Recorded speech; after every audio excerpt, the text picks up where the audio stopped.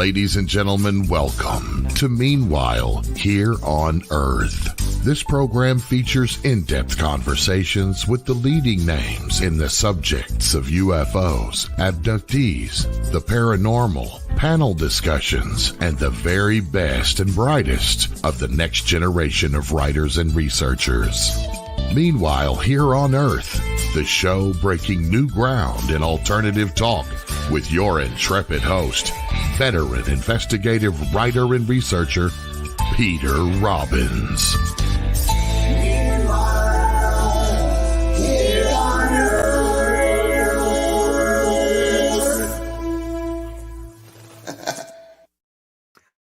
Good afternoon, evening, or morning. This is Here on Earth. I am Peter Robbins. And before we get to our very special guest today, this past week was the eclipse, a week ago today. Some of you were lucky enough to take it in or take in a partial eclipse. I live in a zone, central New York State, that had I stayed at home and it was not cloudy, which it was, would have experienced a partial eclipse. But instead, my friend Stephen Bassett drove up from Washington, stayed over the night. The next morning, we headed for Rochester, New York, dead straight on line with the total eclipse, where we met up with our friend Richard Dolan and our friend Ron James, filmmaker extraordinaire, and drove a little ways and then hiked out along the Erie Canal. Yes, famed in song and legend in some parts of the country. Took our seats and started to chat as we contemplated the 100% overcast over our heads. Ron set up a camera. We filmed our conversation. And at a certain point, I thought, it's getting a little dark. And I don't have to tell you the rest. It got very dark, even with the street lights going on automatically on the other side of the canal. And although we didn't get to see a total eclipse, we got to spend time together, and I got to have a great day with three dear friends and a great dinner. And, well, a couple of more years, there'll be another one rolling around somewhere in the world, and I may just be there. That said, my guest tonight is Ron Janix. He has been immersed in the UFO paranormal community for many years, and through reading and listening to experts, working with various conferences and doing hundreds of interviews, has built up an extensive knowledge of the subject. Ron began podcasting with the Elevate the Conversation show back in 2014, then moved on to Truth Be Told show along with Tony Sweet. In 2021, Ron founded the Observation Desk, an online source for information on speakers and events in and around the UFO community. Additionally, he also launched a podcast entitled The Observation Deck that focused on where his real passions lie: new theories and discoveries in the areas of science, technology, history, and the paranormal. Ron is the co-owner, producer, and host of Contact in the Desert, a subject that will be a focus tonight. It is the world's largest UFO-themed conference, bar none. He is also a member of the fairly newly created board of directors of the Hollywood Disclosure Alliance, headquartered in Los Angeles. Ron, it's a pleasure to have you back on Meanwhile Here on Earth. Welcome. I was close to you there. I flew home to see Mom on Monday and saw the eclipse in Cleveland. And Cleveland was right in line for totality. And of course, we were afraid of the weather. I woke up, it was raining and cloudy, and I thought, oh my God, all this way for nothing. And I'll be damned if it didn't clear up. And we had a beautiful, perfect view, totality, fantastic. I got the pictures that look exactly with the ring. It was awesome. I am major jealous. How cool is that? Oh, wonderful. Really cool. Very happy. I got very lucky. You know, before we get into this extraordinary event, and we were joking before the show with producer Race Hobbs, in preparation for the show, I thought I would count the number of speakers just to be able to toss off that number. And after 50, kind of lost count and lost interest in counting. I figure Ron will tell me, but the scale of this event is extraordinary. But I want to begin with a smaller scale, which has to do with you, how you became the person you are, uh, where your interests in these subjects grew from. And can you start by telling us a little about your childhood and your family, Ron? Yeah, I had a pretty basic, normal Midwest life. I grew up in Cleveland and went to Ohio State University. And growing up, I didn't know anything about this topic or have any interest in it or anything. Um, I always liked unique things, technology, that sort of thing, but I never really gravitated to this specific field. I think it was in college when I began. I have the same sources that many of the speakers tend to. I'm sure you've had this experience when you ask people what got you interested. What Right. are the big books? It's Whitley Strieber's Communion and it's Van Daniken's Chariots of the Gods. Well, Uh-huh. same for me. I mean, I read both of those and it just was like such another world and seemed like so fascinating to me. And of course, listening to Art Bell through the '90s was uh, hugely influential to me. And I just felt like, wow, this is such an interesting topic. I couldn't understand why more of the world wasn't paying attention. Certainly back then. Now there's a lot more attention. We have the internet. We have hundreds of these shows. We have Yeah. much more interest in it. But still, I feel like it's underappreciated. I think there's so much more here. I get very frustrated how people dismiss this topic out of hand. I really do. I feel like I'm very cautious and careful and skeptical and rational about all of these topics that we discuss. However, I mean, I've certainly seen more than enough that I know that there's plenty of evidence to warrant more scientific investigation. Well And said. when people dismiss it out of hand, I'm just like, have you read any of these things? Rarely. The other books I would mention would be Don Schmidt and Tom Carey. Tom Curry. Thank you. The Encyclopedia of the Roswell Story, for example. They have so many pieces in there Yeah. that make so much sense to me, and so many different elements fit together like a perfect little puzzle. That's very compelling. Ron, this kind of grouping of interests that came together to forge and create the person you are. Before that, as an adolescent, as a maybe early teenager, as a kid, what thoughts did you have on what you might become when you became what we call a grown-up? I don't know. I certainly never thought of you just never thought you'd end up where you are. I think that probably happens to most people. I didn't feel any of that. I was Yeah. pretty wrapped up in who I was at the time. Yeah. I was very sports. I mean, wrestling, football, baseball.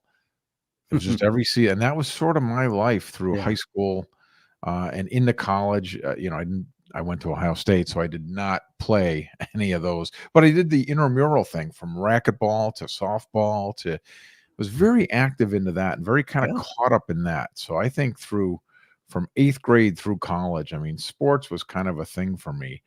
And then right afterwards, I sort of grew out of that. Uh, Two questions, and these are always points of personal curiosity with me.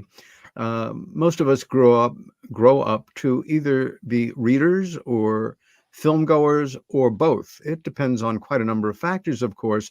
But did you take to reading for pleasure fairly early, or focused? Were you a film or a TV kid? I was definitely a And film person. okay, I moved to California. I moved to LA, boy, back in 94 or 5 to that's a work in change from film. Cleveland. Yeah, I graduated from Ohio State in Columbus. I grew up in Cleveland, then I went to Ohio State, which is in Columbus, a couple hours south of Cleveland. Then I moved out to Los Angeles and immediately started working at Cinetel Films, and I worked there for years. I mean, I that was my idea, and a couple of my friends moved with me, and we all worked in the film industry, and that was kind of what we wanted to do. We were very very big in the film and all of that. And through working at that company, I became a personal assistant at to one of the producers from that film company. And then because I did that, I became a personal assistant and did that for 25 years. That was my career. I was a celebrity personal assistant for 25 years. And I would never have. Who thinks that's what you want to be when you grow up? I want to be someone's personal assistant. That's not even like a job description. I remember going home to see my folks. They would be like, I still don't understand what you do. Whatever needs to be done. Yeah, like out here, that's sort of a term. People kind of know what a personal assistant Sure. is. But like mom was like, I still don't know what you do. I don't get it, you know. And it's just, that's just, there you go. I never expected that. And so I was still kind of around film. I worked for various people that were in and around entertainment industry. So I was around it, but I didn't, once I became a personal assistant, that was sort of the career path. And then it's easier to get another one of those jobs because that's what your resume says. Even though you want to be this, they're like, well, we'll put you over here. So you almost kind of get stuck, you know? You know, Ron, in a practical way, without planning around it, having been an assistant producer, working in the industry, and then being a personal assistant, which, as I understand it, literally does mean doing whatever needs to be done by the person that you are assisting. Anything and everything. Coming out of art school, I was lucky enough to apprentice and assist several well-known New York City-based painters and sculptors. And I learned so much, not only that, but had some adventures and met people I would have never met otherwise. And by the time Bud Hopkins' first book came out, Bud Hopkins being, for those of you not familiar with him, probably the most highly regarded figure in pioneering the scientific study of the UFO abduction phenomena. As we first met 5 years before his first book came out. And by the time it did, I was already working as his studio assistant, and then went on as he became such a noteworthy ufologist to assist him for years there. You come away with so many skills that you would have never gotten in any practical, formal education, just by being there when stuff happens that needs to be resolved, solved, or dealt with. And bringing them all together, you seem to have as good a background. You couldn't have gone to school to study how to manage an event like Contact in the Desert, because they don't teach that class yet. You're right. It really is. I mean, and I was sort of, my path in film was going to be a UPM and, you know, a unit production manager. My skills are organization and that sort of thing. That's kind of where I naturally gravitate to. So personal assisting is a perfect thing for me because I am organized and I do, and people aren't. And if they have busy lives or they're really wealthy, they have so much going on. They need someone to keep all those things straight for them. So it was a natural fit for me. You know, I'm not sure if you think of it this way, but in a de facto way, by bringing all this kind of tremendous in numbers and tremendously diverse audience together in such a kaleidoscope of presentations in an extremely informal atmosphere, you are acting as their personal assistant in assisting them in different sources of information, different people they can learn whatever it is from, which really is kind of nice when you think about it. All kind of comes full circle. Are you referring to the speakers or the attendees? I'm referring to the attendees who you essentially introduce to the speakers, who are all sources of information. And again, you become the attendee's personal assistant by opening this part of this world to them. I'll tell you what, Peter, this event truly, it's always been this way for me, even when I was just an attendee, 8 years ago. I feel like it really is one of those times where the whole is greater than the sum of its parts, is I guess how I would say it. I mean, it truly is one of these things that just sort of builds on its own, and it's just kind of got a life of its own. It's got an energy of its own. It's got a feeling of its own. I speak to a lot of the speakers oftentimes, and they are like, well, what do you want me to talk about? And I'm like, well, I want you to talk about what you talk about. I don't want to force that. I want it to be, what you're working on now. What's the latest thing? What's the most interesting thing you're working on? And I leave it to them. And even the people that we work with, we're very much not trying to control everything. Let these creative people be creative. Let these people do their own thing. And by the nature of doing it that way, it's incredible how this thing just has a life of its own. I as you know, I'm not very I'm very skeptical of a lot of the esoteric aspects of a lot of this in Yeah, this world. and well, you should However, be. I am convinced. I mean, I have synchronicities that just make my head spin. And even the way that this fell together, I mean, just synchronicity built upon synchronicity led me here. And it's almost like it feels like the universe forced my hand to fall here. I can't say it another way. I mean, it really does feel that way, and I'm very lucky, and I feel like I'm just letting it go. It's sort of like we all just work as hard as we can and then kind of let the fates guide it, and Hmm. it does. You said something earlier that was very important that I just want to reiterate. A lot of times, folks who may be watching or listening to a show like this or hearing you and I make these exchanges, and understandably may assume that we're just so filled with enthusiasm for this fascinating interlocking series of topics that we're a little bit freewheeling in terms of exercising judgment. It all comes down to some variation of the great mantra on the X-Files poster, I want to believe.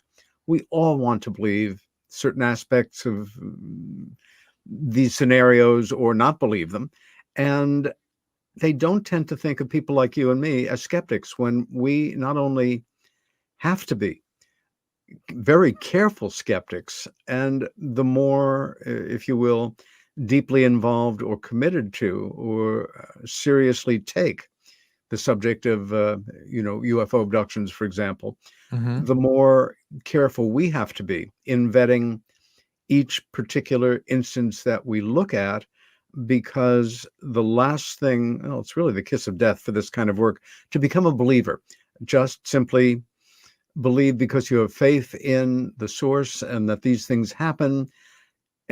Belief and faith, in that sense, it's almost like a religion.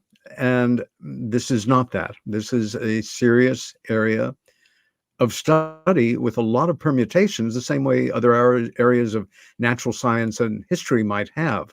Um, Right.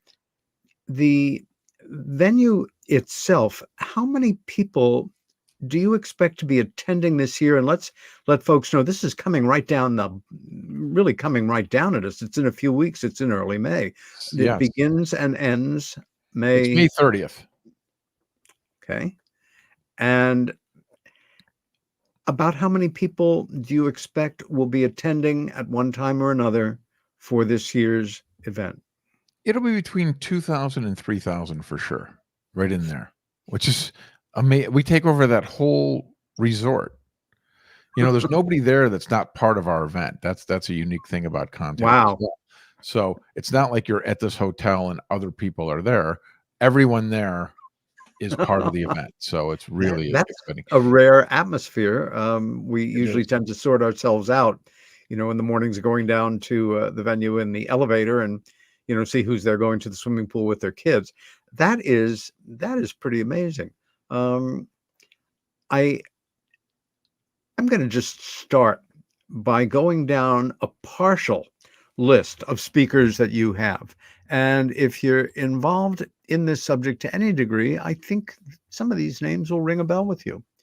George Knapp, George Noory, Dr. Avi Loeb, Daniel Sheehan, Nick Pope, Richard Dolan, Whitley Strieber, Travis Walton, Linda Howe, Andrew Collins, Russell Targ, um, Ryan Wood, Paul Hynek, Stephen Bassett, Michael Schratt, Mark D'Antonio, um, Peter Davenport, Yvonne Smith, Kim Carlsberg.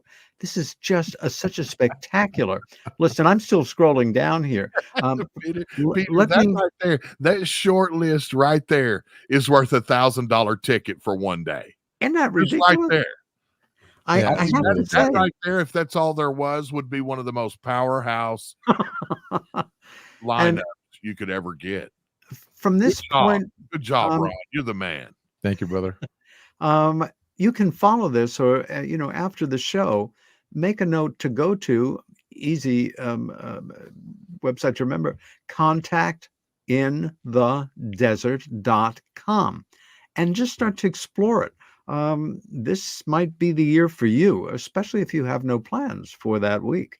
Um, do you approach these people? Do they approach you? Is it a mixture of it? Because um, it's it's really a blinding lineup, and a lot of these up and comers are people who are better known in different regions of the country rather than internationally, are still extraordinary presenters. They're just not as well known, but this is Right.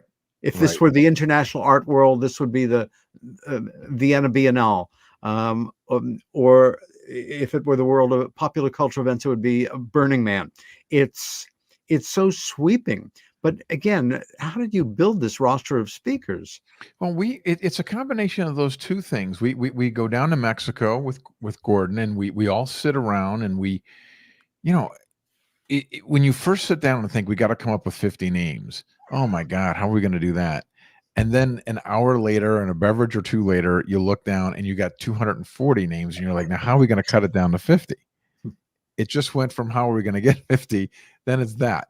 And we do have a lot of people that do reach out. I've had the pleasure of meeting a lot of people through interviewing people over the years, and they reach out, and it's like, there's only so many slots. So it's very, very difficult, very difficult. And we typically, like we did last year and this year, we sort of have these tracks. We sort of have these themes. There are a lot of fantastic speakers that didn't really fit the tracks we were kind of going for this year, where next year we may explore those tracks. This year we're kind of going government disclosure. We're kind of doing UFOs. We're really, AI is a big element of the thing this year. Matthew James Bailey, for example, is one of those names a lot of people don't know yet, but man, he wrote the book on the ethics of AI. He's bringing in some great AI people. That's hot right now, and that's fascinating right now. So, that's going to be a whole track that we're going to be doing. Ron, I've only zoned in just that, take a look at some of the speakers on ones who are UFO related presenters, but your passion is broader than that in terms of, mysteries and history and other ancient wonders and, ancient sciences. Can you tell us a little about some of the presenters who will be speaking on subjects other than UFO, and why you've included them, what we might be hearing from them? Well, I think all of this is really about, okay. You said that thing earlier, which was great, was the saying from X-Files, I want to believe. I don't have that. I don't want to believe. I want to know. I want to know what's happening. What's the real story? I've read and learned enough to know that there's more here that warrants more study, and it's compelling to me, and I'm fascinated by the unknown, but I don't want it to stay there. I want to know. I genuinely hope I find out what's been happening with aliens and UFOs before I die. I really genuinely want to know. So I try to find my little angle when I speak up at these things is let's get the guys that are on the front lines that have the current research. Richard Dolan does research like nobody. Whitley Strieber and Travis Walton have had direct experiences like nobody. Daniel Sheehan and Steve Bassett are on the front lines of government disclosure. They're literally meeting with Congress people. They're right. literally right there. So I want to know that. As far as this other question was that, well, a guy like Robert E. Grant, another name that a lot of people don't know. Do you know him, Peter? No. Okay, this guy is amazing. So it's like anything that's anomalous in the world. Like I'm always fascinated by these stone temples they find in South America. I forgot Allian Tempo or whatever in South America, where it's up on this mountain, this huge, 18,000 foot mountain, And it's the up engineering and the weights involved. right. The engineering, and then but they found where they got the rocks, and it's over the hill on the other side of the next mountain. Now wait a second. How did you get that from there over to here? That kind of stuff is compelling Yeah, to me, and no I one's agree. giving me a good enough answer for it. Listen to with this guy Robert E. Grant.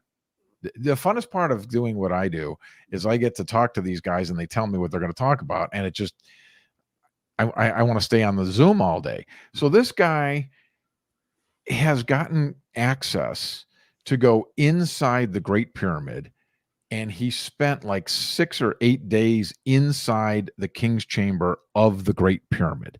This is in the last like 30 or 60 days. This happened this year. And he took with him, we now have made a lot of developments in technology as far as like LiDAR and cameras are now super high res that we didn't have 20 years ago. So he went in there with this high-tech equipment and he scanned the interior of the King's Chamber of the Great Pyramid. And he goes home and he stitches it together on his computer. And it turns out there's these etchings on the wall. So they took the computer and they kind of drew over the etchings that were faded, but they were clearly etched. And as they drew them in, they went, well, wait a second. That first one looks like a bull. That next one looks like, I'll be damned if it's not the constellations all the way around the thing. How insane is that? That is a brand new discovery that is incredible. It's thousands of years old. And he's going to talk all about what he's discovered. And it's beyond that. It's the 12 constellations. And then there's like 3 segments of each one underneath that, because technically, I guess originally they were 10-day periods and they did 10-day, 10-day, 10-day under, like, let's say Taurus. Taurus is the 30-day that month, the bull. And then underneath there's 10. And he has found etchings for each of those in this thing. It is so exciting listening to him. You're like, what? How is this possible? That today we would discover something like that. Is to me fascinating. So we're going to get to hear directly from his mouth what's happening and what he's been seeing and discovering, and it's just fantastic. Do you find that there is more and more a type of person that is drawn to events like you stage, or that more and more events like this are international in terms of complexion and predisposition and where people are coming from, that it's not one group, it's everybody? Full gamut. I think that there's a lot of people that got into this community because they've had a direct experience themselves, one way or another. They either saw a UFO or they have some sort of thing they felt was contact. So that's what draws them in. Oftentimes I hear they had no association with this world, then they had an experience, then they looked into it, and now they're in. Recently, there has been, I think, some growth, obviously, since 2017, where more people have a cursory understanding of what's going on, and they have a little bit more interest. We had the 60 Minutes piece. We have things a little bit more in the mainstream world that people have seen, and they now have gravitated more to this topic, which is great. And it's been in the news, the Pentagon Papers, the UAP bill that Schumer wrote last year. These things are in mainstream news now. So I think we're getting a little bit more attention. However, unfortunately, I feel like, just like with politics, people have chosen their team. And they're a believer or they're not a believer. And oftentimes there's not a lot of people like you and I that are kind of in that gray, just trying to figure it out. They're like, nope, no interest in this. I don't believe. Well, have you looked or read anything? Nope, I don't believe. And it's amazing how quick and harsh their judgment is, where I feel like if you took a little deeper look at this, you might just surprise yourself. You know, as you're speaking, I'm remembering back to a number of conversations I had with Bud Hopkins over the years. And again, skepticism is healthy. It's important for anybody looking into any non-standard event on their own, but it's crucially important to professionals to be as skeptical and completely involved in an examination from all points of view of whatever you're facing as possible. Never confuse skepticism or extreme skepticism with being a debunker. For me, these are people who are governed by a certain mantra, which is, it can't be, therefore it isn't, therefore it's something else. And whatever it is, I'm going to give you some kind of pseudo, possibly double pseudo scientific explanation, pat you on the head, and let that be enough. Now, what's behind that? Often debunkers are people who are highly educated. In fact, so highly educated that they really see themselves in part or great part in terms of those pieces of paper that hang on their walls, this scholarly papers they've had published in peer-reviewed journals, and the respect of their comrades. If you were to embrace a subject that your industry, official science, so to say, has already made its decisions on, you can become a subject of ridicule or destroy your career. And Bud used to joke that, you know, we should really revere and be very respectful of debunkers, because they actually know the unknown. They know there's no such thing as anomalous UFOs. They know we're not being visited. They know there's no such thing. And we're just doing our best to, you know, feel our way along in the dark to just wrap our heads around some small aspect of this, of some that the paranormal, so to say, is a field full of miracles, and the debunking field is a field filled with answered questions, and no chance of anything slipping by there, which would be funny if it wasn't so infuriating. Right. You know, okay, so in academia, I don't understand. Here's where I struggle. I look at this very, very common sense, logical, believe it or not, approach, I feel like. So, okay, let's take, for example, a guy like John Mack or Avi Loeb. Let's take John Mack. These guys worked through the ranks to become the head of psychology for Harvard. I think universally accepted as this great learning institution. This guy becomes the head of that. So he's obviously a brilliant guy who rose to the top of his field. He takes a look at the phenomenon in through abduction and went to Africa and examined that whole thing. And then he concluded that he didn't feel that these people were crazy or delusional in any way, that perhaps something else was happening to them. All of a sudden, this guy doesn't know anything, and they dismiss who he is. Wait a second. A week ago, this was the greatest guy in the world because he wrote, but once he comments on this topic, now suddenly he's no good. And I feel like, why isn't it the opposite? If a guy like John Mack thinks there's something here, why don't the rest of us who aren't on his level say, well, wait a minute, John Mack says there's something here. Avi Loeb says there's something here. This guy's the head of astronomy for Harvard. Well past my Ohio State communication degree, I got to be honest. I would defer to him, but people don't do that. It's all of a sudden they know more. Like you said, well, I got the. Do you? What about those guys that don't have the degree? Why can't we accept when somebody else has some findings? That's what I don't understand. I think the root cause, or a root cause, is the deep conditioning that we are coming from, that we, our parents, in some linear cases, our grandparents, were conditioned to know for a fact that nothing crashed in a place called Roswell, New Mexico in 1947.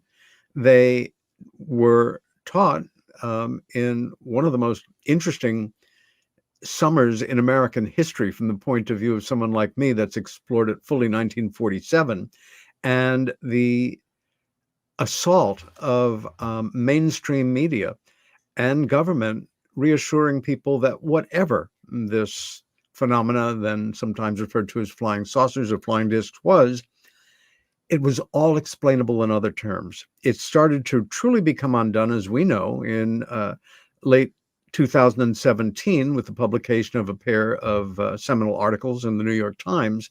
But ridicule was such a powerful tool for so many decades that it's still kind of shaking loose. And a lot of people still feel a little more secure in, if not dishing on it, like was, the national, international hobby for decades, of, I'm just being cautious here. John Mack, who I was blessed with as a friend as well as colleague, as you lay it out perfectly, he rose to the top levels of his profession. He had the background, he was charismatic, he was brilliant, and he had learned that there was a painter in New York who felt that aliens were taking human beings in UFOs, and felt, as a qualified mental professional might on first consideration, that this might be an interesting person to meet, not to find out the particulars about aliens taking people away, but to have an opportunity to meet somebody with this particular mental dysfunction.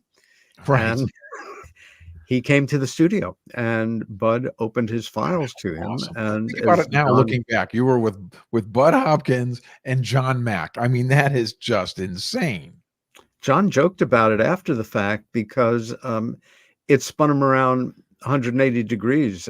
Dr. David Jacobs had the exact same reaction when the late dear Tracy Torme forced him to come down to Bud's studio and meet him, where David knew, in quotes, that this was a crazy person and that he was a scholar and he didn't want to meet somebody like this.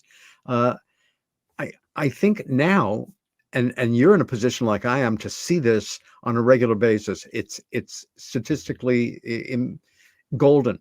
Every year, certainly for the last decade or less, more and more people care less and less what other people think about what they think about the subject of UFOs. In other words, we're seeing couples and friends who only confided their interest to each other, 7, 8 years ago, now the center of, in some ways, their circle of friends regarding this issue, because it's so much in the news now. And I hear from more and more people that, I've had friends say, I love you, but behind your back, we used to have some gentle kidding about you. You're my flying saucer friend.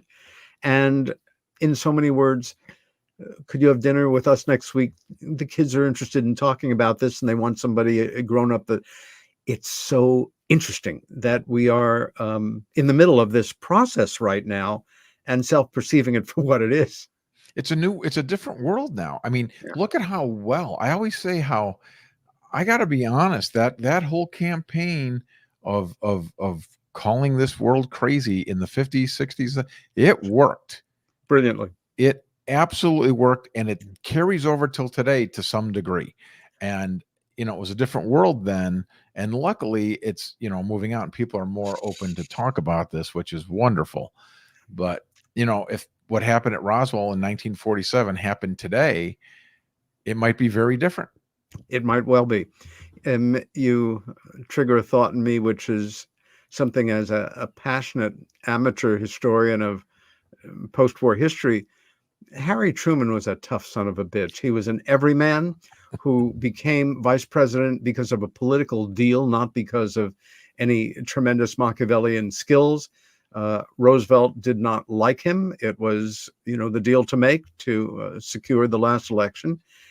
He was kept out of the loop completely on anything important. And in fact, it was Dr. Vannevar Bush, a few hours after Roosevelt died in April of 1945, who went into the Oval Office with Truman in there for a few hours and essentially said, "Mr. President, it's my duty to inform you of a certain project you have not been aware of called the Manhattan Project," and briefed him on it.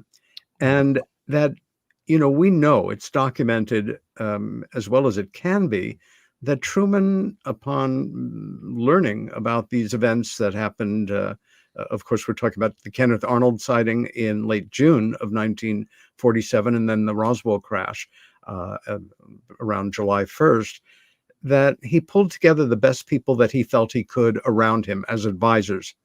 All men, all very successful in their fields of military and history and psychology, etc. And they studied it. We can make certain deductions. I will always feel that after X amount of time, he pulls these guys together and asks their advice. And the one thing they can agree on is we've got to keep studying this. We can't let the public know.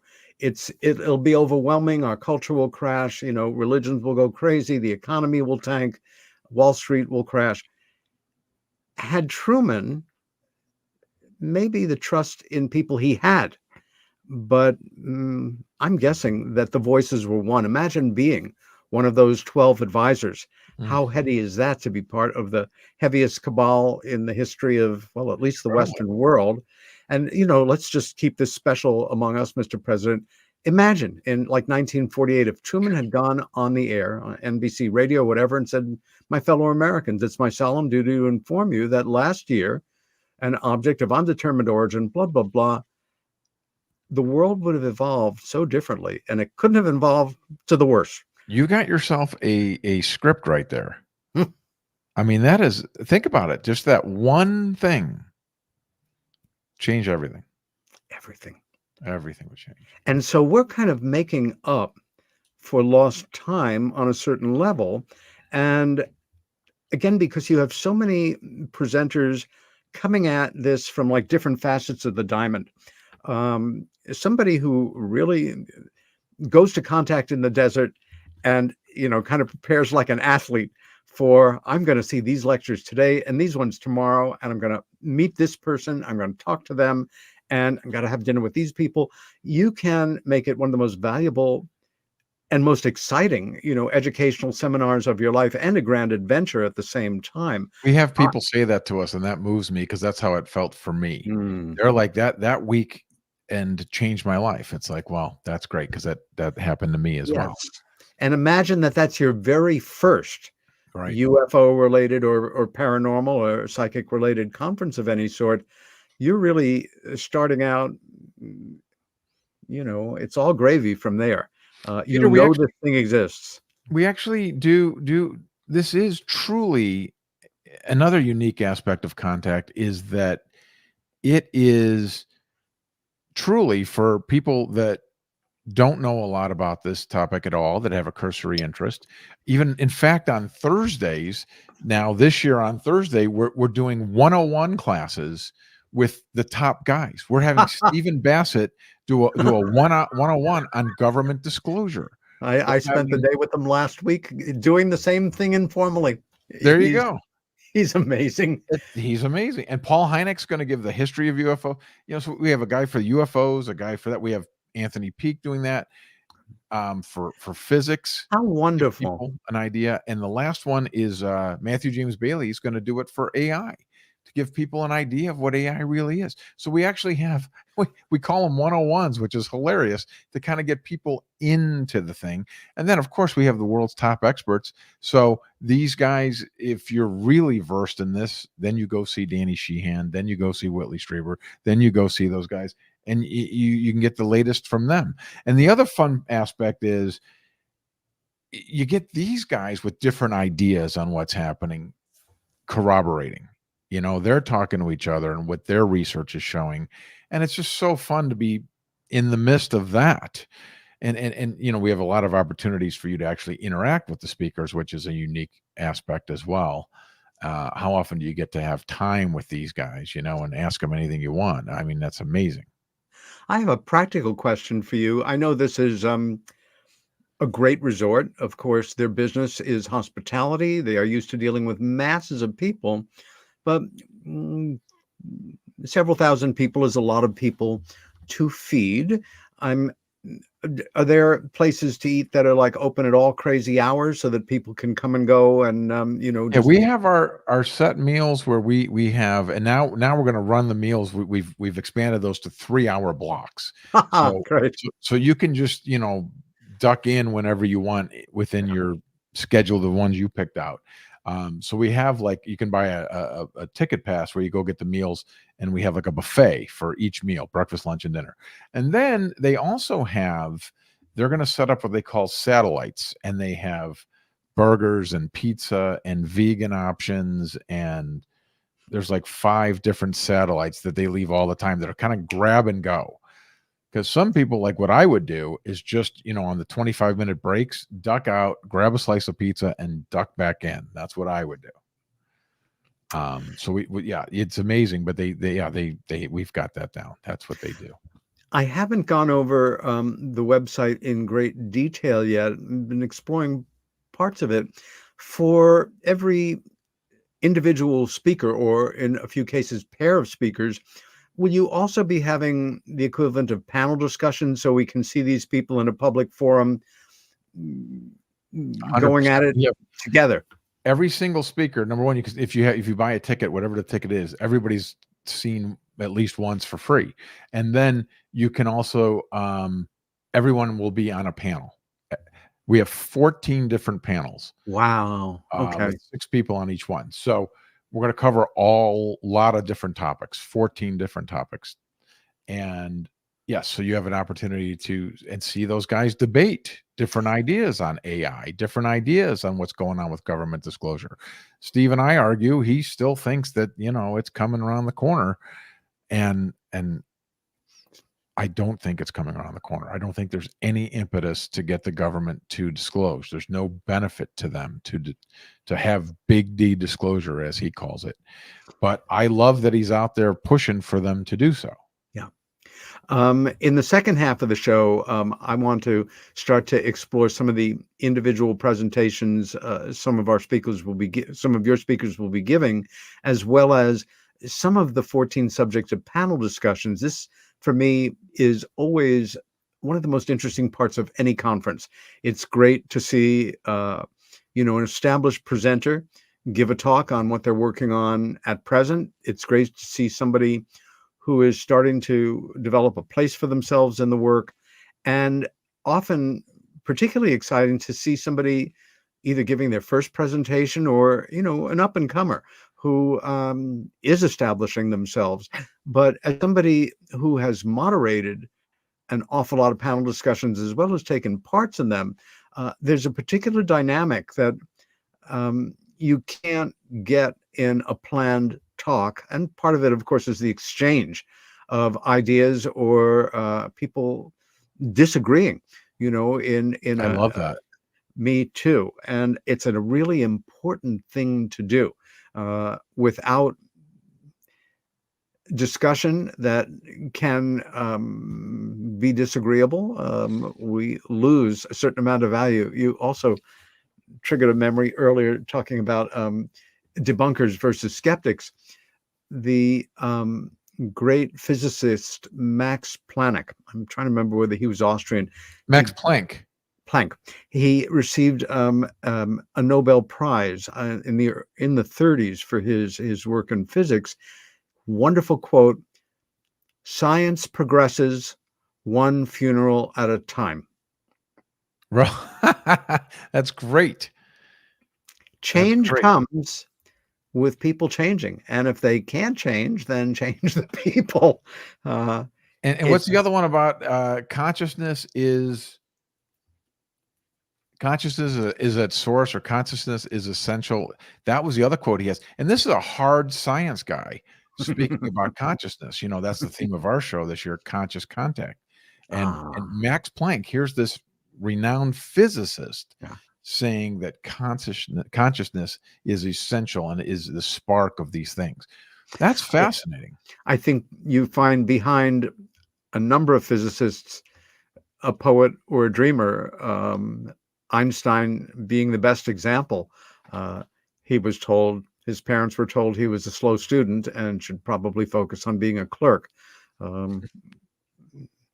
whether he was a slow student or not, it's we're all, Well, that's how Russell Targ is too. If you ever got a chance to talk to him, he is.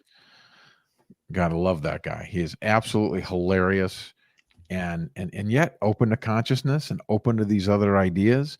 And he's a hard science guy. He's a physicist. I mean, I think for people like you and me that have a history of going to these events, one of the most enjoyable parts can be in the evening after all the official stuff is done. You go to the bar or a bar associated with the hotel, and there's all sorts of people that were in the audience and all sorts of people that were on the stage hanging out together, having some drinks. And at that point, sometimes some of the greatest stories are told. Most of our ace presenters are also terrific storytellers, in part because they're living interesting lives and they like relating them. And that is a bonus, but can be what you a just great said part right of the there, event. if we could condense it down, would be our tagline. It's just, but that is exactly the truth. And that's exactly how I feel. I felt that from day one when I went to Contact. I can tell you right now that that's where the magic happens. And Mhm. another thing is, even I bet yourself, I bet at the bar you would tell me a story that you might not say on stage, right? That's correct. That I Every one of our probably could speakers are not the say same on way. stage. I've heard way more interesting stuff over there than I've heard them say on stage, and that's the reason you got to go in person. You were talking about the panels, and I was going to mention something that might be interesting to you. You know, for the first time ever, we're actually going to live stream Contact in the Desert. We've never done that before. It's such a big circus Cool. going on. We're only going to do the main crystal ballroom, and it's all of our panels.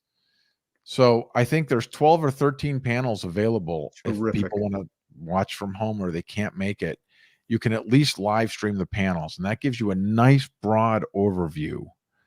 So I think every single person who can't make it to Contact, at the very least, watch the panels. You'll learn a ton of stuff. Um, Ron, most people get in the day before the conference and leave the day after, or some people come even earlier or, to stay later because it's just such a beautiful area. Yeah, I say some people are like Wednesday to Wednesday, even though our event's Thursday to Monday. It is that way, and it's great, and it's the whole gamut. Some people have to work on Monday. So they come in Thursday, Friday, then they leave Sunday night, and then it's other people are on the other end. They come in Friday night and they stay. So we have the whole gamut, and we're going to allow 1-day tickets. That's another thing they've never done before. Ah, So now, great. if you can only make it out there, especially if you're local to Southern California, you come out for a day or two, at least see the Saturday, Sunday part, and get to participate and get a flavor of it. Are there campgrounds in the area for folks that don't stay at the hotels? They're on our website. We have other hotels on our website as well. I think our hotel may be sold out already. So, No doubt. but there's a bunch of hotels right there, literally in the same driveway. The Hyatt, it's like one of these resorts that's got a golf course and tennis and everything. So there's multiple beautiful hotels right there. What kind of weather should attendees expect? I think it's going to be very, very warm, which is why they moved it to the beautiful Renaissance Hotel, because it's got the greatest pool and it has the greatest AC. Where the problem was when they held it out in the desert, Yeah. it was 110 degrees out there, and they used to have literally water buckets that give away headbands, and you'd see people walking around soaking these headbands and putting them on and walking around, and that was the motivation to move it into the beautiful Renaissance Hotel. And A truth hun be told, they were growing; it was getting too big for the desert. 110 is warm. It is, yeah, well, Joshua Tree. That's how that's really in the desert. We're in Indian Wells. We're near the Palm Yeah. Springs Airport. Nice. It's not that bad to get to, and it's beautiful. It's just that whole town is gorgeous. It's Mm. everything matches and everything like that. Palm Springs, that whole area, the whole Coachella Valley. Coachella Valley is actually made up of like boroughs, almost like New York in the sense. It's Palm Desert, Indian Wells, Palm Springs, Desert Hot Springs. There's like 5 boroughs of the Coachella Valley, and that's where we're right in the center of that. So it's perfect. All new to me. I look forward in future to being part of it. And before we go to break, I want you all to remember that you can learn about this amazing event simply by going to contactinthedesert.com. And we will be back in 4 minutes. This is Peter Robbins, my very special guest, Ron Janix. The show is Meanwhile Here on Earth. See you on the other side.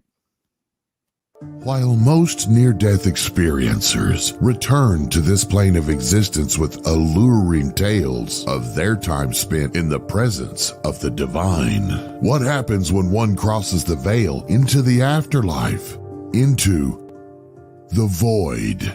In the new book, Dying to Meet Them, Mindy Toutfest describes her journey to the afterlife after a devastating aneurysm, how a strange turn of events would lead her to spiritual growth, divine healing, UFO experiences, and a greater understanding of the universe. Get your copy of Dying to Meet Them today at Amazon.com or visit unxmedia.com for more information on this book and more amazing selections from UnX Media Publishing at unxmedia.com. Hey, UFO conference enthusiasts. We've got another great event for you in 2024. The Saucers and Aliens Kansas UFO Day in Dimension G is being held in the UFO capital of Kansas, Geneseo, on July 6th. This is a fun festival in the middle of nowhere. There will be a parade, decorated yards, costumes, vendors, speakers, and a showing of the movie The Day the Earth Stood Still. Appropriately, an 8-foot-tall statue of Gort and a statue of Klaatu will be dedicated. This will be the only museum in the U.S. with these custom-made statues. If you'd like to donate to the statue project or attend the event, visit GeneseoMuseum.com. That's GENESEO Museum.com. Be sure to bring your camera when you attend the event. That's GeneseoMuseum.com. The UnX Network presents a health and wellness spiritually based brand of hemp-derived CBD products made by Hopewell Farm in Harrogate, Tennessee. We apply our Cathara energy work with all of our plants and products. Our products made in small batches with only 2 ingredients of pure hemp, full-spectrum crude oil, and coconut-derived MCT oil. Third-party lab tested for potency and legal THC levels with 6 strengths of 1 ounce oil to choose from. Know what you're buying and get what you pay for from Hopewell Farm. Applied directly to a specific area, Hopewell Farm topical salve in 1 ounce and ½ ounce sizes made with pure hemp crude oil, comfrey extract, and all natural ingredients. Find the Hopewell Farm link and coupon code on the UnX Network website at unxnetwork.com. That's unxnetwork.com.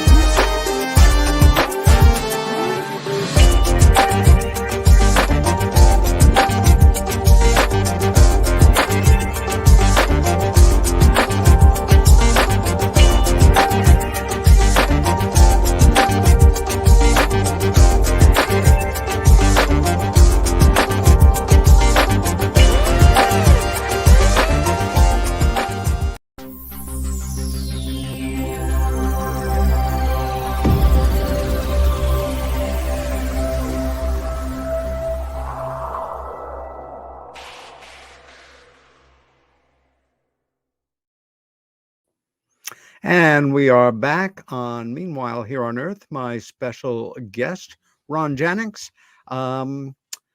We left off in the desert, and I wanted to know your first experience of this event as an attendee, what it was like for you going to it. Did you even imagine that you might be in the position you are now? But as an attendee, what was that first one like for you? It was about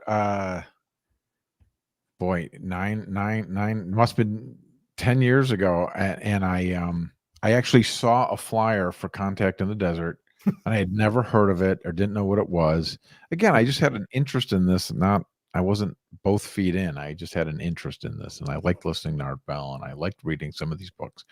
And I saw this flyer, and it had all these guys. It was just like our lineup, where we had Whitley Strieber and Eric Van Daniken and Danny Sheen, all these guys were on there, and I thought to myself, my God, all these guys in the same room at the same time. How do I not go there? And honestly, I saw it, and it was like coming up like in a week or two, and I just drove out there by myself.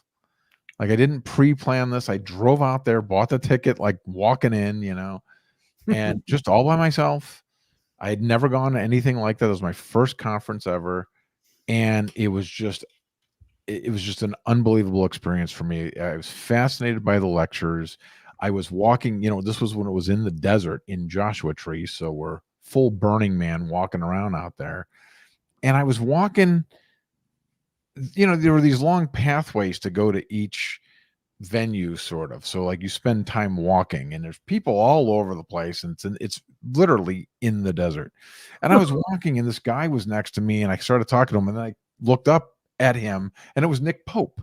And Nick Pope and I were having this conversation, and I thought, God, this is so cool that this guy's talking to me. And then I had time with Van Daniken, and I got to meet a bunch of these guys, and it just really sparked an interest for me. And I'm also very fascinated by so many of the lectures. So that's kind of what got going for me. Hey, can I tell you, Peter, real quick? I found that quote when we were at break there. We were talking about the Max Planck quote. He says, "I regard consciousness as fundamental. I regard matter as derivative from consciousness," which is like that double slit experience that if you observe it, something else happens. So that's pretty fascinating from a hard science physicist like Max Planck, right? It is. Let's talk a bit about some of your presenters, and remembering that some of our audience is totally hip to all these folks, and others are fairly new to the subject. Avi Loeb represents kind of a new demographic in academics.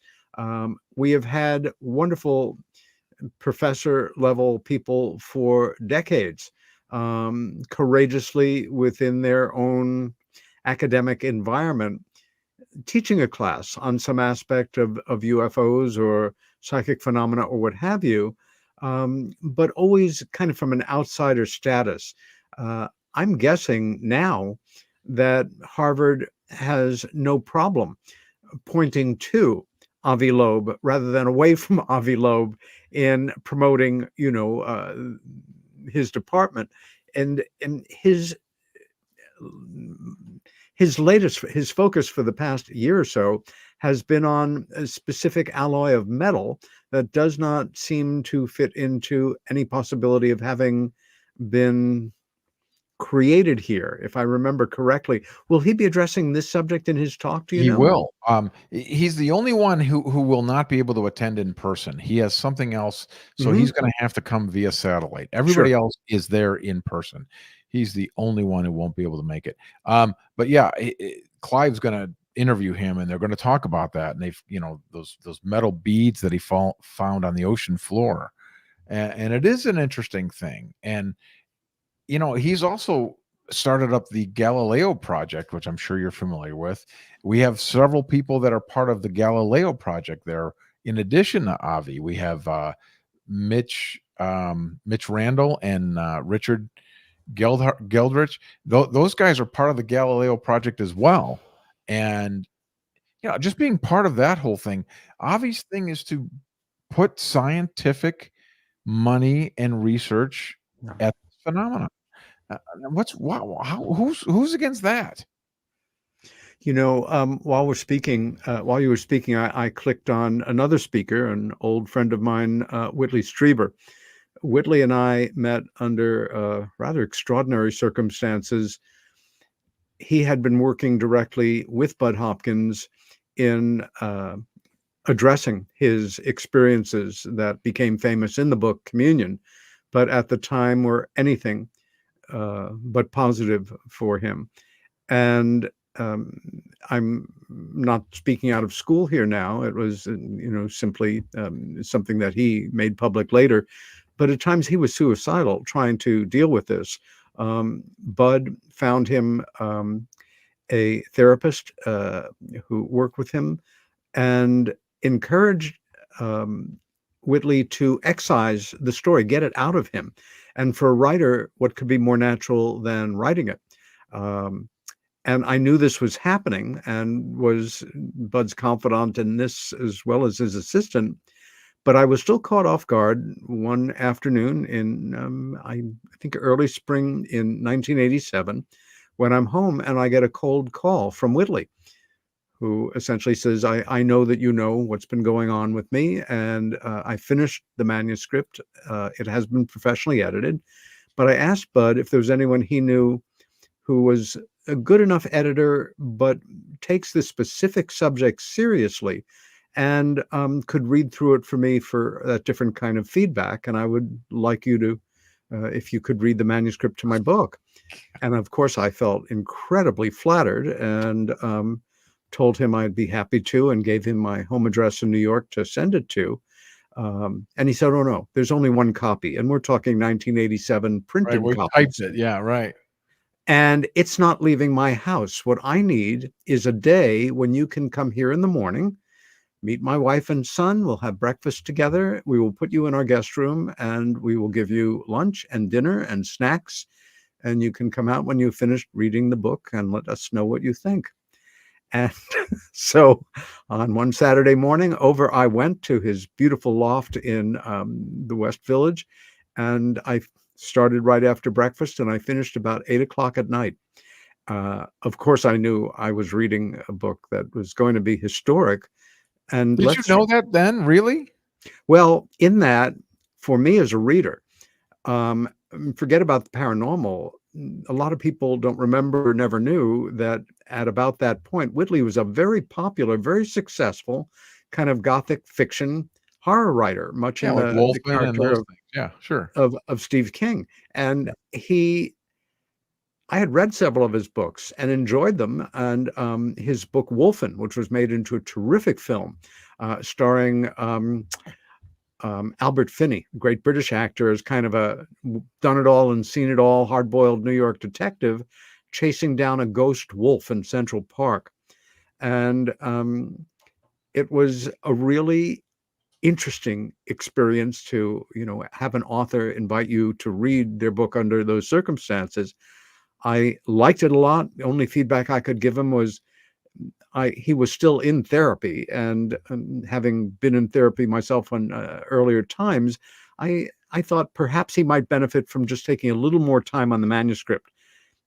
If he would have, it would have been minimal, but he thanked me, and my best sense is that it probably went to the publisher the very next morning, and of course went on to become the mega international bestseller that it was. Amazing that you read this book, and I just told you when I asked these people, half the people give that as the answer that got them into this community. That is one of the certainly top 5 seminal books in this community. It is. The numbers alone of the sales are incredible. It's interesting you brought up that he was a writer, and some people did know about that, because I remember when I read that right when it came out. I don't know what circumstance led me there, but I didn't read a lot. Cover grabbed so many people's attention in bookstores around the world. Yeah, it did. You were a much more voracious reader, I think, than I was. I did not read a lot, but I Mm, gravitated to this book. I read this book immediately. And a mm, lot of my friends, when I told that story, I remember them saying, well, that guy is a science fiction writer. He uh, probably wrote this, and this is one of sure. these, Understood. ploys or whatever. And, Yeah. at the time I thought, that's a good angle. That's fair. I'll take that. Yeah.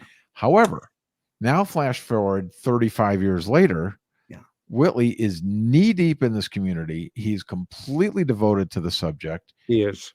and he's doing great stuff with Unknown Country and his podcast, and And one of the reasons I grabbed his name out of the dozens of speakers is clicking on his name. Of course, we get a capsule biography, but what we also get is his lecture, his workshop, and his intensive. So be aware, folks, for every talk that you can hear, as part of your ticket to the conference, you then have the option of signing up for these different things. And it's, as a microcosm, his lecture is called Getting Closer.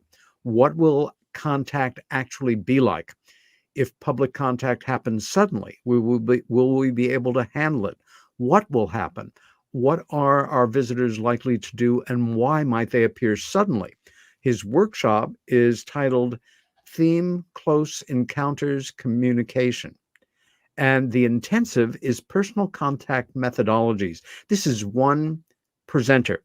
You can kind of visualize each presenter, with secondary and tertiary lines coming off of their name and the other things that they will be doing at this event. It's really scroll down a little more, Peter. You'll see the two panels that Whitney's appearing in. And scrolling down a little more, I see the two panels that he is on. The pioneers who paved the way, legends, the pioneers. This is great. In honor of the event's 10th year anniversary, this panel pays tribute to those who were among the first to explore uncharted territories, reshaped our conversations, and inspired us to think, and more. And the other one, experiencers face to face with the phenomenon. And when you get people of this caliber talking about these events, it's guaranteed to be nothing less than fascinating from beginning to end, is my experience, even though many of us are familiar with some of the accounts, especially if they've been made into books and films and, well done documentaries. Extraordinary. But Whitley is still currently working and researching, and it's my personal recommendation that you check off Richard Dolan, anything he does, Whitley Strieber, anything he does, because they've constantly got new information, new research. It's not a rehash of that book that he did that changed the world 40 years ago. It's new stuff, and Whitley's a perfect example. And we've never done anything like this. How about we created a legends panel? George Norrie, Russell Targ, Travis Walton. Look at what these people have done. Linda Dolan and Ann Whitley. They have really been very important in our community, and I think it's great that we're finally paying a tribute to them on the legends panel. Something like that's been done before. Clicking on Richard's page again, his bio is one of the most impressive in the history of UFO studies. He is acknowledged as our resident historian. We will be seeing UFOs in the National Security State Part 3 at some point in the future, and not out of the question a Part 4. I happened to spend a week ago today with Richard, so we had a chance to catch up a bit. He, as the incredibly busy figure he is right now, has not given you a title, a workshop title, and intensive yet. I wanted you to yell at him. I actually, exactly. We talked about some things that I think will be the basis of some of this, and I'm not going to say what they are here, and let you enjoy wondering a little longer.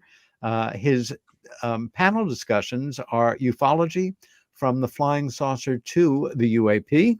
He will, of course, be on the Legends panel, and most appropriately on the Disclosure panel, the current state of affairs, which is guaranteed to be better than any slightly politically related discussion you could hear on Fox or CNBC or whatever your preference is. I always enjoy the time I spend with Richard. He always gives me new things to think about, and he's just brilliant. He really has one of the finest minds in the I work. I agree. I mean, he's hugely important to this community and our event. I'm really thrilled to have him again. In the years that you have been overseeing this event, Ron, you get to come and go, I guess, from some of the talks. Others maybe you're able to take in later if they've been filmed. But off the cuff, can you think back to 2 or 3 presentations that were given by major figures, or perhaps not even major figures, that still stay with you? Presentations that, we all have some we walk around with in our mind that we don't forget because they left that level of impression on us. Well, it's only been 2 years. It's only last year and this year that we've been running this. So now I have zero chance to see 1 minute of a speaker, unfortunately. Of course. That's just the truth. As much as I try to pop in, there's just zero time. You're working. However, right. Previous to that, I have seen several that I think were outstanding. I think Travis Walton is extremely compelling to get to hear his story live from his mouth. I saw that and I was like, it's one thing, you and I have had the luxury of the absolute privilege to get to one-on-one interviews with a lot of these people. But for someone who doesn't do this or just, has a less of an interest in it, it's one thing to read the book. It's one thing to see a video. It's another to see a man talk about an experience that they've had. I mean, it's just a different thing. It just is. And seeing Travis recount his story firsthand is compelling as all hell to me. And I found Whitley and Daniel Sheehan, I think, is the most important person in our community right now. That's the guy. Everything he's working on, everything he's doing, we are so lucky to have him. Yeah. I'm with you on that. There is nobody like him. And as somebody who regularly reads introductions, either on a show like this or emceeing a conference, Danny's bio introduction is hysterical. It's like so much. Zelig, he has been everywhere in the world of American political affairs, of social affairs. Ran Contra hearings. I mean, literally. The Kennedy assassination. Yeah. The Carter administration, on and on and on. And he is one of the most grounded and accessible people I've never seen, with great intellects. And I would say, Richard's in that category too. There are certain presenters that never speak down to their audiences when they're discussing arguably complex subjects or events. They just find the right words to bring it home to all of us. And again, another one who has so many stories based on living such a remarkable, interesting life and putting himself forward. Even outside the UFO community, forget that. That's like a fraction of his life. Exactly. You know what I mean? That's a footnote. I just put him at the very, very top. Again, without even going through names here, I'm just going to read some of the titles of some of these folks or what they'll be discussing. Non-human intelligence, human consciousness, ancient cultures, futurists, Paul Hynek, entrepreneur, professor, futurist, son, of course, of J. Allen Hynek. Yvonne Smith, one of our leading hypnotherapists in terms of working with experiencers and abductees. Tracy Garbutt Dolan, a psychologist, author, remote viewer. Kim Carlsberg, an extraordinary woman in this work as a lecturer, author, and experiencer. Again, my old friend Alan Steinfeld on consciousness evolution, old New York friend. Ron James, who I spent last Monday with, a brilliant filmmaker. Our friend Dan Harari, who you work with, of course, in the Hollywood Disclosure Alliance. And let's derail for a few minutes and talk about this new organization. And hopefully, as we move forward in time, to use a more contemporary term, influencer in the world of film entertainment. How did you come to hear about the Hollywood Disclosure Alliance, and what is your take on it?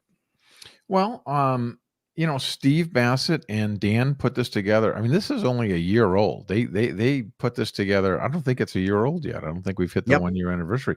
They just they put this together last year, and Dan came out to Contact in the Desert, which was the first year Gordon and I were running Contact in the Desert, and it's the first time that Dan had attended one, and Steve, of course, had been a staple, and they were there, and we all, kind of talked, and they told us about that they were forming this Hollywood Disclosure Alliance, and they're bringing in people from the Hollywood community, because Dan has 40 years of experience as being a PR rep with a lot of people in Hollywood, and we would like to, it's kind of a multi-pronged approach that they're doing. They want to create networking for people in this community to work with each other, and they also would kind of like to try to nudge Hollywood to just tell the real story. This is one of the things that I've been hung up on for years. Travis Walton has this incredible story of seeing an alien ship, getting called on and it ends up on board an alien ship, has this encounter, goes missing for a week, all of these incredible things. And Hollywood can't say, well, that's not interesting enough, we're going to rewrite it and make it another story. Really? It's not. What is not fascinating enough about, right? They should have just took every word he said and do it exactly like he said. Just tell exactly that. But they can't. They have to Hollywood it up and make it even more. So, we would like to get more of what seems to be the truth in the I don't want to say mythology, but I guess, the folklore, the themes in our community, would like to be them represented more accurately. So, would like to see that happen. Would like to network between other people that are making films and the speakers and the relevant people in the community. So that's sort of the thing. They asked me and Gordon are both on the board of that. And they're going to have a booth there. They're going to have people signing autographs, and people can meet people from the group there. So that'll be a neat thing too. And you give me an opportunity to share another brief story about what you're just talking about. The screenplay for the movie, the Hollywood movie about Travis Walton's story called Fire in the Sky, was written by, again, the late, great Tracy Torme, a wonderful guy who we lost last year, and a wonderful screenwriter. And Tracy worked with Travis and probably did the best job anybody could writing a screenplay that was authentic to the events, and in particular, because it's the one that was mucked around with the most, the onboard experience and what Travis saw, felt, and all that stuff. And at the time, the studio was headed by a man named Brandon Tartikoff. I forget the name of the studio. He had, he's gone now. Tartikoff had the distinction of being the head of NBC in like 1975 or 76, whatever year that Saturday Night Live premiered. Had nothing to do with it except that he was, on shift at the time. So, of course, he got a lot of the credit for it and was kicked upstairs. I don't like that idea is called the Peter Principle. Go figure. To head the studio. And they're on location in Arizona. They're getting ready to start shooting. They've got, several dozen people there. They're paying good money every day to get cracking. And Tartikoff calls to speak with Tracy and Travis. And he says, you have to change the part of the script that deals with his onboard experience. Why? Well, I saw something on TV that kind of had that same sort of look and feel. I want something newer and scarier and more memorable. Says, but you don't need any. It's all the way it was. he had apparently seen, or we theorize, possibly part of Intruders, the miniseries, a CBS legendary miniseries that he also wrote based on two of But Bud how? Hopkins' books. Yeah. What happened was they implored him to allow the script to remain as it was. And Tartikoff, and I've heard, well, of course, Travis will tell you the same story. But gosh, just a year or so ago on my radio show, and I've heard him do it before, Tracy related the whole story in detail, which was Tartikoff said, if you don't make the changes I want, I will close down this film. I'll take the whatever number $1 million loss, and everybody's out of work. And so they stuck with the script. And this a-hole, really helped to make what could have been a really fine film into a film that had some fine parts. And Tracy's a big proponent of this community, so obviously he would have done it right. I'm sure he wanted to. He did do it right. And unfortunately, it was not allowed to stand. So we end up with this film that a lot of people, myself included, would like to see remade properly. Thankfully, there is a wonderful documentary called Travis, the True Story of Travis Walton.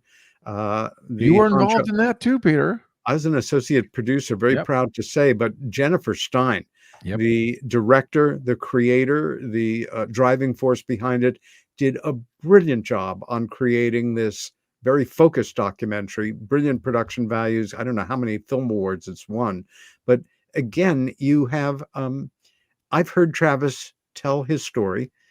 I'm sure probably 10 times at conferences and, in private and on location with a number of us back there in the Sitgraves National Forest, right where it happened, which was certainly understandably the most chilling telling of the event that I've ever heard. But make no mistake about it, Travis, how can I say, he's one of those people that holds himself responsible for being appropriate to the situation in a presentation like this. He's not going to rush through it or, tell a compressed version. If he's sharing it with the crowd, he will do it again from the start. And I know in many cases it brings up a lot of those original feelings, which happens for other presenters too and abductees as they speak. You can try to remain objective or let those feelings come through. And because you have such an interesting assortment of experiencers, abductees, writers, investigators, authors, researchers, it's such a multiverse that you're creating for the kinds of presentations you're going to get and the way they're going to be delivered. Mm-hmm. Yeah, it's incredible, and the whole thing just feeds on itself. It's really interesting. Did you get a chance to see what these the 14 panels are? That's what you were asking about before. We're also doing like women of ufology. Now you're talking.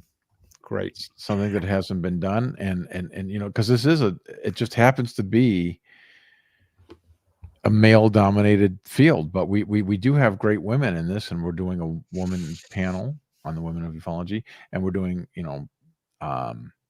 conscious contact, talking about consciousness. We're doing remote viewing, precognition. All of these things tie in one way or another, and it all comes down to this, which is this other panel here called non-human intelligence, messages from beyond our dimension. Non-human intelligence is the kind of phrase they're using now, and it's people have had these different experiences, whether it be with what they call a ghost or a spirit or artificial intelligence. If that becomes sentient, that's a non-human intelligence. Alien beings, any of these things are non-human intelligence, and it's interesting to explore how they interconnect. People who speak with people who have gone to the other side, for example.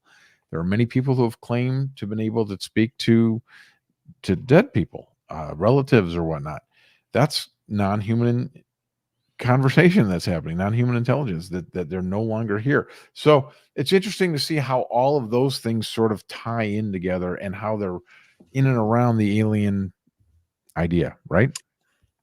Ron, I know for a fact, and will say without hesitation, that after well over 40 years, first being obsessed by this area of study and then obsession moderating into an interest that I've continued to follow, that I know for a fact that I know almost nothing at this point in terms of what I could actually empirically bring to a court of law or prove to any reasonable person with something approaching evidence. I know we're not alone.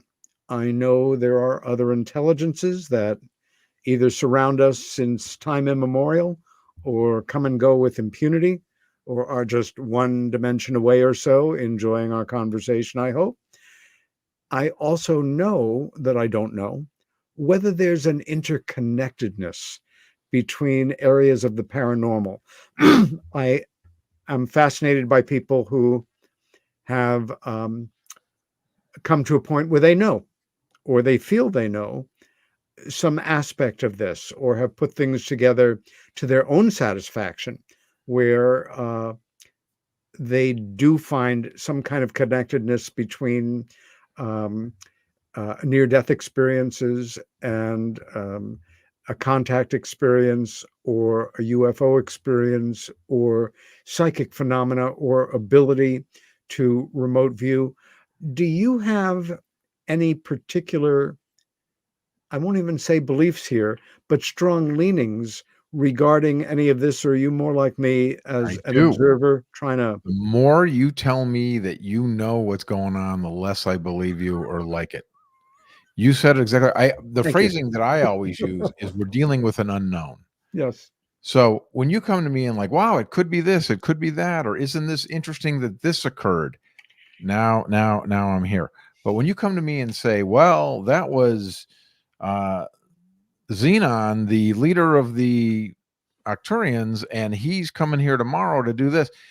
How people that are so definitive, I really struggle with. I mean, maybe they've had an experience and they feel that that's real to them.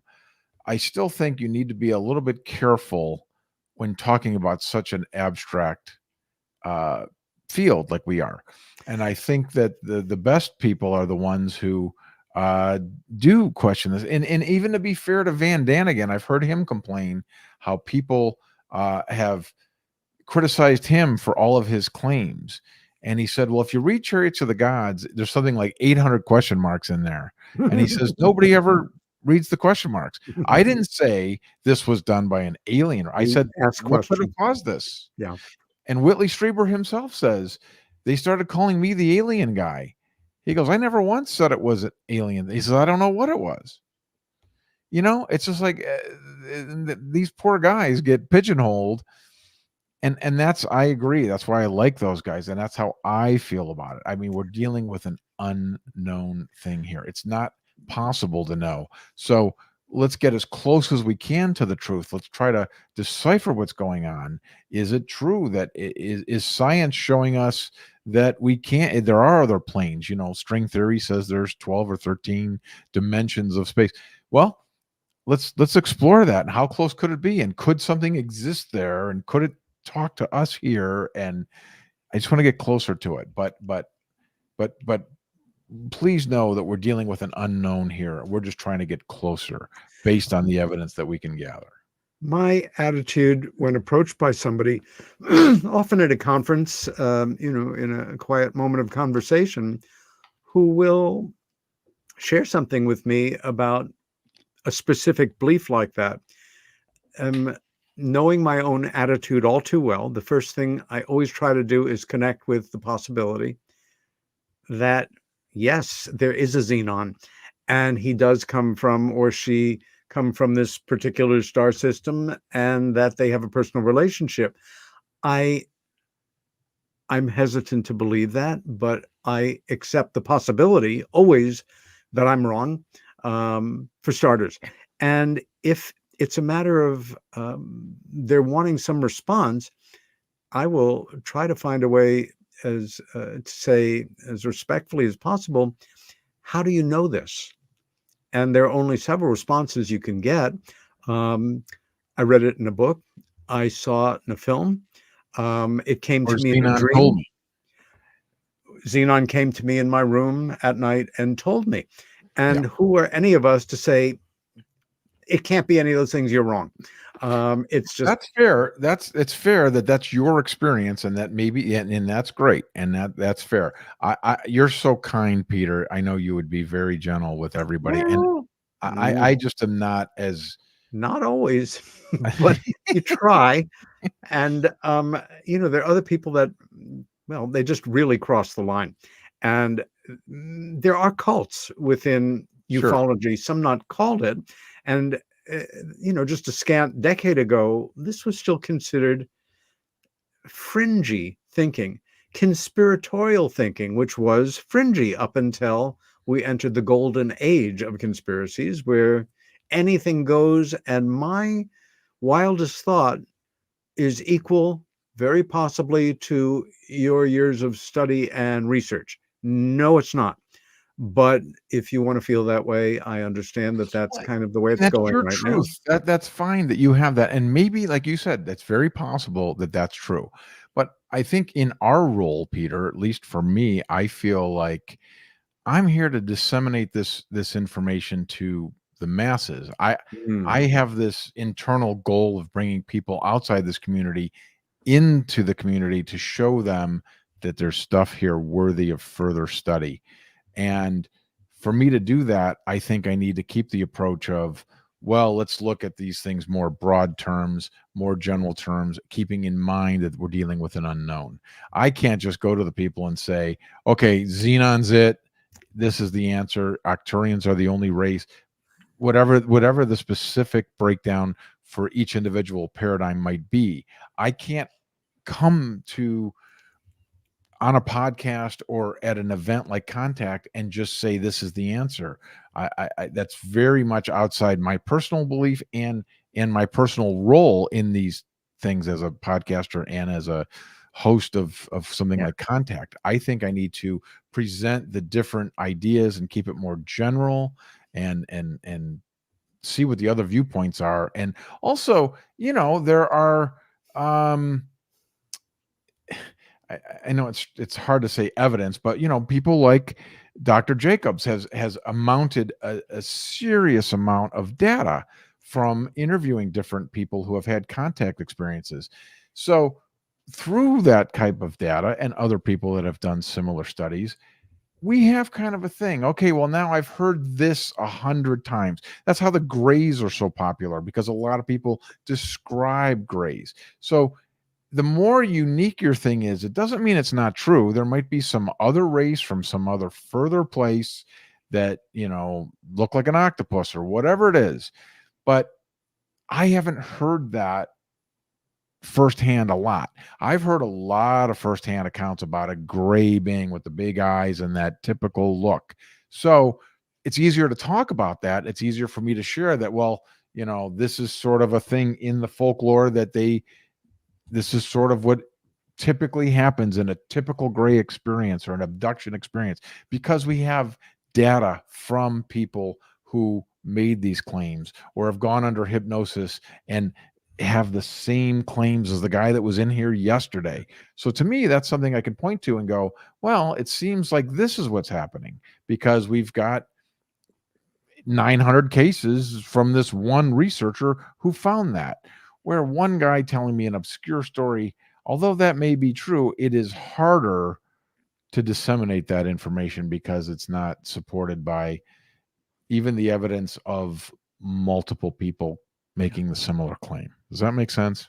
It does. And again, because your speakers are drawn from so many disciplines.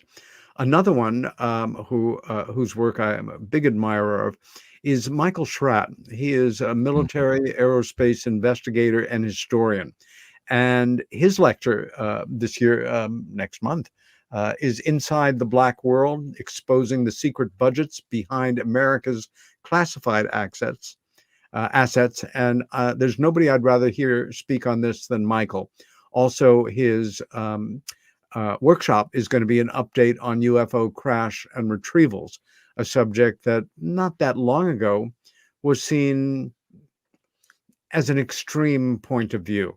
I think in part because the romanticized notion of advanced cultures coming here from, who knows how far away, that they must be so technologically proficient that how could there be a crash? These are the most sophisticated machines, android creations in the universe, as far as we're concerned. But the more complex a machine, the more chances for it to fail. Right. So we have that. And who knows if it came from a similar gravitational pull or whatever it may be, or electromagnetic. The theoretical possibilities are not endless, but they're myriad. And then there's things. Then there's the other side of like Andrew Collins and Göbekli Tepe, and Yes. and you can see his different things here: workshop, panel, and the whole thing. The ancient archaeology. I mean, this poster that we created is really contact. I mean, it's from the ancient civilizations to the future, and I think that's sort of where we're headed with this. You should offer a few for to raise money for the event or a favorite charity that is signed by every single speaker. I think she used to do that in the past. She used to have Just people a sign it. thought. I think I should take this with me and we'll get it signed. That would be kind of fun. It certainly would. Again, I continue to go through these faces, and you mentioned a special women's panel. Of course, ufology is just one more area of male-dominated reality in the world, as most things are. And women in the field, my observation is most of them have had to work twice as hard for half the recognition. And there's still, an old boys club on a certain level that this community is the classic old white male. It just is. This is like a Rush show or something, all the more reason to see so many more women's faces in this amazing prospectus. I've probably done almost 200 or so episodes of this show, and very proud of the proportion of women that have been on it, but made sure that my first guest was going to be one of the women in the field who I respect, admire, and love the most, who's Kathleen Marden. And she set the tone markedly, and we were off and running. So I think you could, really, it could be an entire separate women's conference that hopefully we men might be invited to. But the number of women here, it looks close to the number of men. It's pretty phenomenal. It's a little bit less. It's definitely more male, but we do have a lot of women here. Yeah, it's not a bad ratio at all. Yeah, it's good. It's good. And they do have, really important voices. And I think it's great to see anybody coming into this community now. I think is great, because the problem is, as you know, we keep losing so many older guys. These guys are dying off, and we need people to pick up the reins here. Yeah. I am looking at the background for Alexis Brooks, journalist, researcher, and author, who has quite a career also in broadcasting journalism. And her presentations, her lecture is going to be From Earth to the Stars, Exploring the Secret Connection Between Animals, ET, and Us. And that immediately flashed me to a presentation that Linda Zimmerman did last year in Roswell. Linda is maybe better known in this part of the country. She's put out about, 20 books on UFOs, ghosts, paranormal subjects. She lives in New York State, but her entire presentation was on animal reactions, documented animal reactions in the face of a genuine UFO experience or situation. You could hear pin drop. We all, Yeah, that's interesting. Most of us love animals, although many of us are hypocrites and eat them as well, myself included. But I'm so glad somebody is addressing this connection. Did you notice the animals during the 4 minutes last week, Peter? Because I did. The birds Actually, flew around like crazy as soon as it got dark. Richard Dolan, Steve Bassett, myself, and Ron James went into the experience talking about it, like, birds will be quiet when it happens, and animals often just, shut up and or respond in some dramatic way. But um, our birds got quiet, except for several of them who I chided because I had read that animals get quiet, and I was not happy that they hadn't read the memo. Um, but Birds be by that us flew around. They all took to the air. It was like an interesting thing that we noticed it. Like all of us were like, so all the birds are flying around. and her workshop, Traversing the Realms, how to synthesize your extraordinary encounters into everyday reality. And all I can say about that is when I fell through a hole in the universe and became deeply involved in this subject very quickly upon my late sister Helen's telling me about what we would now call classic abduction related memories at a time when the subject was beyond alien to me. Uh, I didn't know anybody who was involved in the work. I didn't know there were UFO conferences. I didn't know that people spend their lives studying this kind of thing. All I knew was that something that I had grown up knowing or fully believing or assimilating the adult point of view that UFOs and aliens were all well and good in science fiction, but in reality, no. Um, I actually I had to find myself a psychotherapist because I needed real assistance in normalizing the shock of my life. There was nothing, no sources for me to start with, and nothing to lean on, and nobody to talk to. And I know I'm not alone in that, but again, this was almost 50 years ago, and it was such a different world regarding the subject. So, bravo for a panelist, for a speaker who's going to be discussing this in their panel discussion, either from the point of view of historic reactions for people or just folks that are struggling to integrate their experience or memory or feelings of whatever their experiences that we're talking about here into the rest of their life. Agreed. Agreed. And that's another great thing about this. I mean, there's just so many aspects. You could think of all the little subtopics we could talk about underneath all of the big topics of paranormal, and then people all have their own little experiences and then how that changes their paradigm and seeing how people here's something funny. I keep bringing this up, but it just tickles me. You've probably had this experience too. It's just like in life, people all have their own paradigm. You just don't wear it on your sleeve or your t-shirt, so we don't know what it is. But we all have our different political beliefs and our different sports affiliations and whatever it may be, your paradigm of what your worldview is. And this just sort of puts a microscope on it when you talk about these topics. And I've talked to people who are like, I'm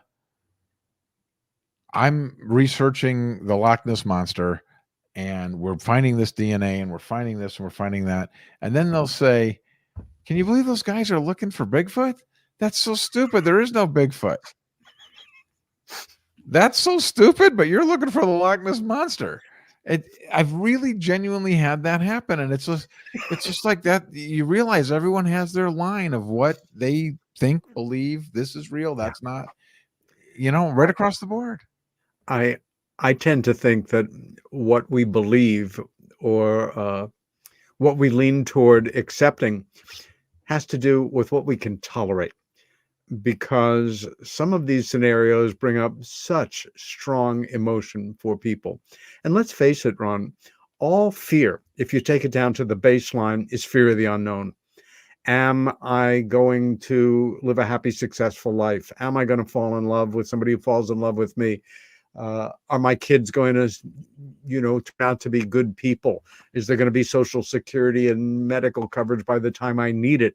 And the UFO question, telekinesis, life after death, These are the godfathers and godmothers of fears of the unknown or questions about the unknown, which we all carry with us. And that I wanted to also say, I'm sure you don't do any kind of intaking poll on, the social or political beliefs of attendees.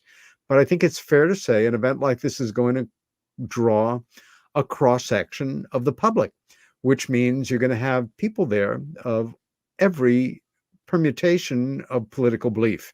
And in these particularly fractious times in our country, where people are more and more seeing each other as the other, as the enemy, one of the things that I hold to be the most important, the most positive, the most beneficial about this whole idea of UFO study, its implications for humanity and other intelligences, is that these subjects and related subjects bring people together with extraordinarily opposing backgrounds in other areas, who inevitably, some of them, get close enough to create a cordial relationship, and sometimes it mutates into a friendship. Imagine having a friendship with somebody who has different political views than you.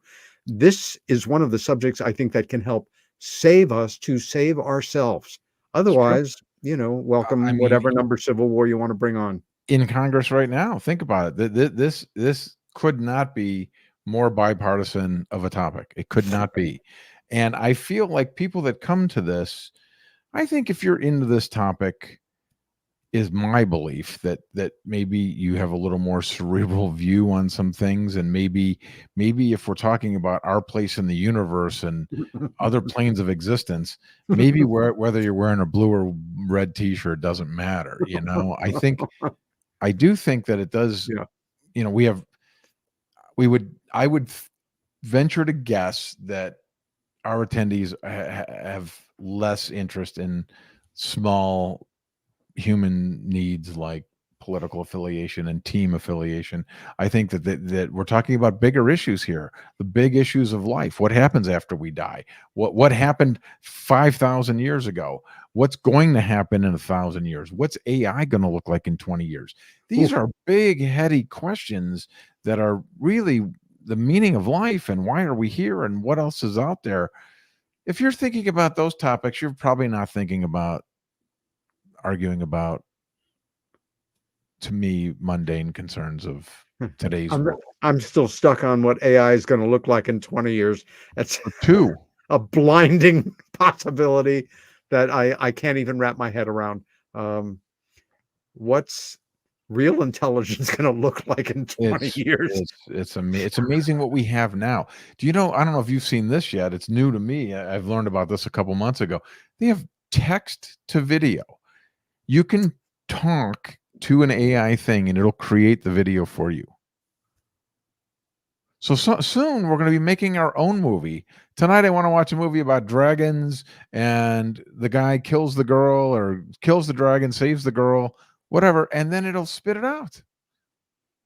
Hello, Brave New World. Right around the corner. That's not fantasy stuff. That's I saw a thing on YouTube where the guy made a cookie commercial, and he just talked into the thing, and it showed chocolate chip cookies coming out of the oven, a little kid eating it and pulling it, and the chocolate was stretched just because he talked it into the cookie. I mean, it's incredible what we have now.